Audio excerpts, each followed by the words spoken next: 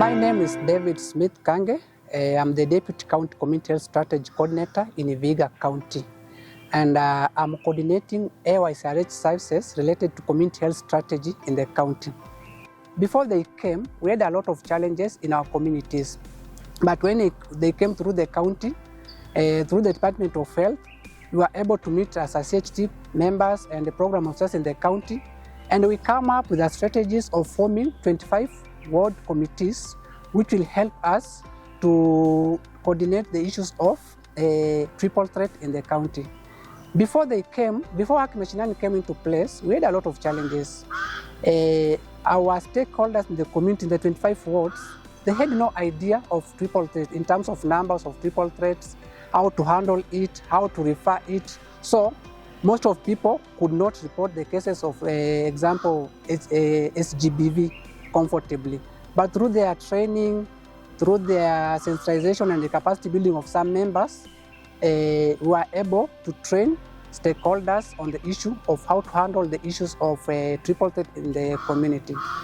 Through Haki Mashinani program, we were able to identify 15 members per ward. That is ward administrator, who is the chairperson of that committee, area assistant chief or area chief to represent the administration. Haki Mashinani was started last year, in the year 2024. What we've been doing, we've been having barazas, talking to our residents, tukiwaambia mambo ya kuhusu gender-based violence, mambo ya early pregnancies, na mambo ya sexually transmitted diseases. Youth, to represent the youth. As you know, without youth, we cannot discuss their matters when they are out of the conversation. Haki Mashinani initiative has really helped in very many aspects when it comes to the youth area, because when you're talking about GBV, mainly we look at it as those who are in marriage being violated, but then it comes down to the youth also having to face different kinds of violence that is gender aligned or gender based. We also look at the SRHR part of it, where especially this area where we come from, we have had very many cases of unsafe abortions, contraceptive misconceptions, and very many other things that are aligned to these, and using of bark of trees, roots to prevent pregnancies and the likes. So before this intervention came, as a youth I couldn't even speak before a baraza, but then with the help of the chiefs in this space, with the help of the pastors in this space, with the help of the health team, I'm able to speak in churches, I'm able to speak in barazas, various barazas that have been called to about GBV and SRHR. We were able to add the MOH representative with the sub-county GBV coordinator. From the time the Haki Mashinani was initiated, I want to really appreciate the initiative, since we've had a great improvement, that is networking. From the community, we have the CHPs who will liaise with the facility in case there is a case. The survivors have to reach the facility within the expected time, that is for GBV cases, that is within 72 hours, to ensure that they get the services on time. In case of legal perspective, when the client or the survivor is there is networking within the gender desk to ensure that the P3s are filled on time and the legal aspect of it is followed up to the latter. I'm Onyango Vion. I'm the nursing officer in charge here at Mbale Rural. Basically MCHFP in charge, where we do services at the ANC, MCH and maternal and also family planning. So in terms of gender-based violence cases here, we always handle, we have a GBV focal person who is currently not in, but when such cases arise, we are always communicating. And also the services are free, we don't charge. Most of the time we have cases like GBV, especially the couples. So when it reaches to our desk, we always handle. But at the community level, sometimes they withdraw the cases. We always follow up We help the survivor, we take history, we do everything, and we follow up the matter up to the community level promptly. At the facility level, we also ensure health provision. At least the person who has been affected, those lab results are taken, every procedure, history, the assault, and also take the history of the complainant. So they are sorted immediately.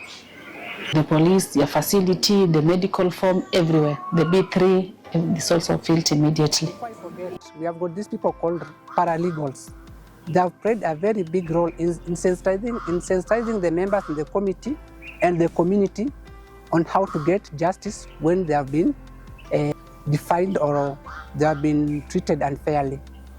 Some of the challenges that we encounter in the community over the GBV and the SRHR issue is the challenges in the community accessing justice issues, in the sense that some people might not be able to understand exactly what needs to be done in terms of access to justice. So we come in terms of sensitizing them and letting them know if this happens, what are the necessary steps that needs to be taken in the pursuit of justice.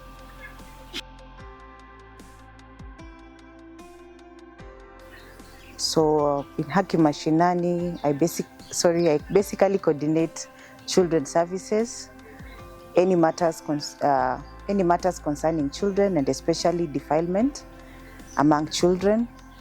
Cases are reported in our offices. We rescue children who are in need of care and protection, and also provide placement for children who need a place of safety. We also attend courts and also do reports on behalf of children. Religious leaders, teachers, both a male and a female, a parent, a male and a female parent to represent the parent in the committee. Number one, mimi nikiwa hapa na present wazazi, kwa sababu kuna shida mingi ambazo tunapitia kama wazazi katika hali hii. Unakuta watoto wetu wanapata mimba ya mapema, watoto wetu wako na changamoto tofauti. So niko kwa hii Haki Mashinani ili tujue jinsi ya kuelimisha watoto wetu, tukijua hatua zenye inafaa tuchukue. Haki Mashinani imetusaidia in that kitambo tulikuwa na shida, tunashindwa mtu wa kushare naye, tulikuwa tunaficha tu mashida zetu.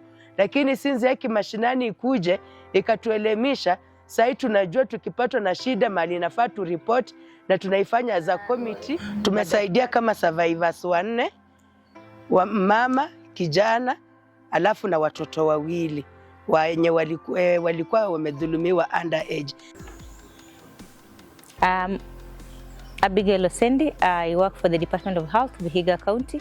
I head Division of Family Health and I also oversee adolescent program and gender-based violence program within the county. The collaboration with AtMP has been able to ensure that we are able to reach the community. This is through the barazas, through the Haki Mashinani programs, whereby at ward level, they're able to engage the community. We give them information, we've been able to capacity build them, and they are able to go out to the community and give information. So right now the community is aware of issues of gender-based violence and also issues of triple threat, just to ensure there's a good response, and we are able to get response on time compared to earlier times where people could be defiled, people could go through violence without reporting, but there is an improved reporting rate within the department, and there's improved also access to justice.